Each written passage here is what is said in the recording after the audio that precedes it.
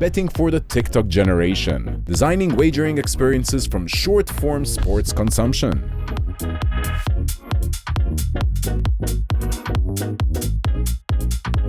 Hi everyone, and I'd like to say thank you first of all to Moritz for coming to share his knowledge about something that I personally find actually super fascinating. So why don't we start with a bit of your background, and because you've been around for quite a while. Hey, thanks for having me. And maybe as a PSA, we turned the keynote ultimately into more of a fireside chat format as a bit of a update on where esports is for all of you. My background, very briefly, I've been in esports betting and data and gaming for close to 13 years at this point. I created the world's first regulated bookmaker focused on esports, got the first UK Gambling Commission license to do so. So really during a time where esports wasn't that big yet, and it was really like a novelty new niche. Ultimately sold that company to Genius Sports, and while being there launched the first live trading B2B service for the regulated market for esports across multiple game titles that increased in relevancy, and ultimately left to tackle all the data challenges that I was perceiving in the market for digital sport to create like more potent products that are fit for the type of punters that esports is attracting, and that really unlock the potential of it being a digital sport inherently. And that's ultimately what Grid is doing, which I'm the CEO and founder of, and we focus on this as a platform. And over the years, from really breaking down the regulatory code required for esports, to understanding the different rules, defining market types for certain in-game objectives, and creating infrastructure that deals with the fact that esports games are constantly evolving, and that you basically have a pretty vast roster of different game titles representing esports as a whole, and that this is also subject to change over time. I've spent my fair share in this area, and hopefully today I can enlighten some of you on the size of the opportunity and what to take into consideration if you want to capitalize on it. And since you started out back then, how would you say the market size has changed? I think, so that's a good question. Like when I started myself running a B2C, like an operator, wager volumes were very humble. We also didn't exactly have a marketing budget. However, over time, we saw really massive growth.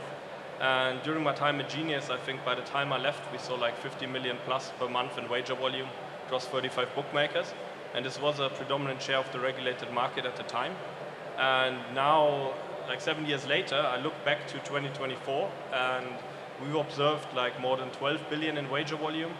The CAGR, the growth rate, has been like around 15%, 21 to 24. We see a few game titles, namely League of Legends, Counter-Strike, Dota, and Valorant, kind of dominating and capturing most of the action, like around 84% is across these top 4 game titles, with games like Mobile Legends Bang Bang and Honor of Kings and Call of Duty and Rainbow Six coming closely after. And yeah, if you think about like the market and the growth, like just speaking about the size, from thinking 2018, like let's say roughly 600 million to 12 billion, it's a pretty nice 20x in 7 years. So it's been really exciting to see it grow. And yeah, other things that really changed in the market is like really the adoption. You kind of see everybody having a sort of offering for esports now, while if I look back, while I was at Genius, it was really something you would like have to pitch that this is a sport they should add to their catalog. Now you usually find it somewhere, and and I think the main thing that changed really is back then it wasn't that data driven, which is counterintuitive given that it's a digital sport, while now it's extremely data driven. And the main thing that changed is that the rights holders, the game developers, have been leaning into the category more. Okay, and where would you say this growth has come from? Like who's betting nowadays? So we generally break down, when we think about where's this wager volume coming from, into two large categories. So one is the part of the audience that's watching and isn't necessarily playing anymore and generally likes to bet. So there's been quite a trend there.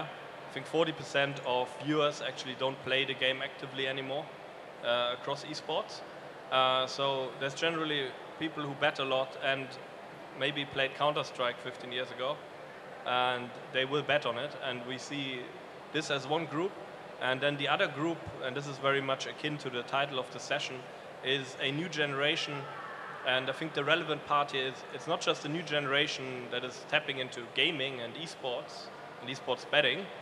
This is the new generation for wagering and the industry as a whole.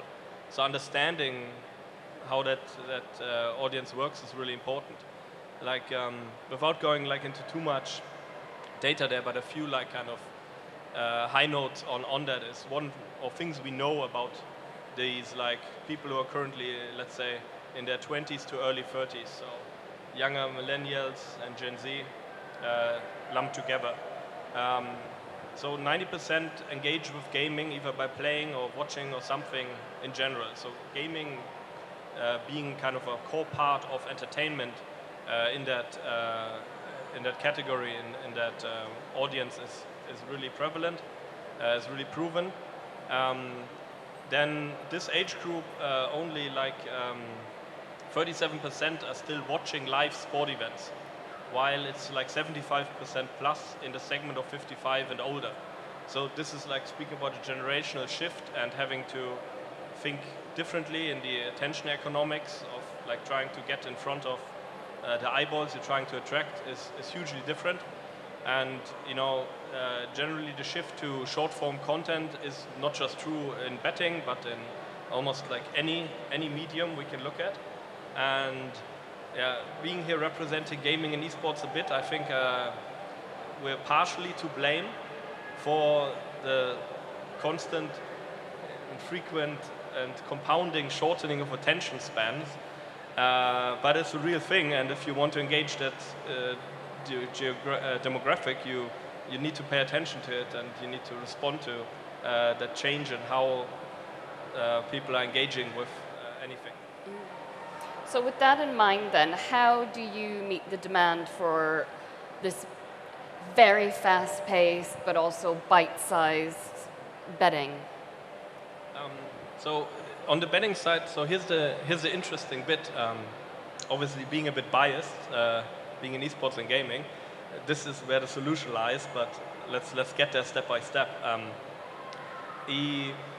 What I've really observed, like when I entered the betting industry, is in sports there have been a lot of technological advances that gets us more sophisticated, more granular data from the pitch. And that has allowed micro markets to flourish and more kind of short time horizon betting opportunities to be added to the portfolio. And you kind of had to go like at length in sports in order to unlock this. And then I look at esports and I don't have to do that at all, because the games are already structured in a way that is corresponding to this type of attention span. There's always something going on. And there's something going on that is meaningful. In sports I can offer over-under throw-ins in football in the next 5 minutes. That is a market. Is that exciting and does it matter for the result? Probably not. Like, who cares about throw-ins? But in esports, in these games, there's something meaningful that contributes to the outcome of the game going on all of the time. And often going on not even within the field of view of what you're able to observe. So the pace of the games is just higher than in sports. And as I said earlier, maybe arguably this is partially to blame, that people need this instant gratification, quick fire market type all the time, that quick payoff of engaging with content. But very much, the games and the avid viewers of it, they want to see a betting product to mirror the type of experience that they have playing it or watching it. And gladly in esports, being so digital native and data driven, that is actually possible. One of the things that really excited me and going into it, personally. And you've had some recent high-profile partnerships, one of them being with Riot Games. Can you tell us a little bit more about those and where you think that's going to lead? Yeah, sure. Like in general, like we work with a lot of rights holders in esports, and that's tournament organizers and game developers, and it really depends on the game title we're talking about here. And we've been doing this for many years now. Often these deal cycles are quite long because there's a large kind of piece around getting the alignment right with the goals that a game developer has for their game and for their audience and for their ecosystems, and introducing wagering at the same time. And I feel quite good about what we've been able to like showcase as progress in the industry, be it on the integrity side, be it in enhancing kind of the fan experiences for players and for viewers, making data available to players, the competitive players, I mean by that, coaches and analysts. And on the back of all of this, betting as an additional engagement channel has really developed into something that the game developers and rights holders are recognizing, and they're embracing this category more and more. And ultimately that's achieved by by official data, which we consider as part of the game IP. And if official data is available, it signals the intent of the rights holders that wagering is wanted and in a way sanctioned for their game titles or for the events that fall under this, which is very important because you need to include them in the governance. And maybe like a side note on like a striking example here, like with Riot Games, we've been working for a few years now, and they've recently announced the opening of the betting category for sponsorships in their game, which has been completely blocked for the last 15 years. And this is kind of a really big deal. We helped them as a vetting body and had to create kind of the product proposition for the incoming sponsors. And I think this is a pretty big trend that esports is recognized and embraced by the rights holders. So there's a way to do it properly, there's a way to do it with proper data, and in turn you'll be able to develop a product and offer an experience that resonates with the type of audience that is vaulted behind engaging with esports and gaming more. And that's, I think, is relevant and is a way of future-proofing for any operator out there, be it esports focused or non-endemic to the space. So do you think that this kind of data-based, quick, fast-paced betting is something that's realistic to apply to most sports? I mean, you're saying esports is almost made for it, so it's kind of paving the way. Do you think that this is something, given people's appetite, that other sports need to latch onto it, or is it even possible? I think it's a really good point. I think we're seeing attempts of that already, but unless you're willing to change the underlying sports, you're going to be faced with some limitations on that front. However, when it comes to the experiences and how you place a bet and how you engage with content, I think there's ways to getting closer to this, and I hope that, especially now with, all the esports data being available, there will be more and more and more accelerated ways of innovating on that front, ultimately to create blueprints for betting products that engage the audience and the generation of the future for the market in its entirety and not just esports. Okay. And just to finish off, because we're running out of time now, what does increased rights holders' involvement mean for the industry? This is a good question. So ultimately, when esports betting started, there was kind of no consideration commercially for the rights holder in the value chain. They had no control over the use of their IP, and there was no alignment between the stakeholders. And they not even had visibility over what's going on in their game. This isn't good. If you want to do something long-term meaningful, this isn't a great foundation to do anything. So ultimately, when I left Genius, I said I'm going to solve the data challenges in esports and make the data available.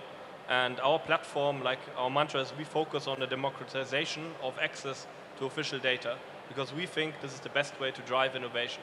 So everything you do, and if you work with Grid, it's in alignment with the rights holders, one through revenue sharing and two through a bunch of guardrails and IP protections we put in place. And with this as a foundation, now is a really good time to get into it because the marketability of esports has improved. All the data is there, so you have a reliable foundation. And I think for many, especially non-endemic brands, from my experience in working in the field for a while, a big blocker has been the fragmentation of data and the fragmentation of the game titles, and ultimately a lack of planning security.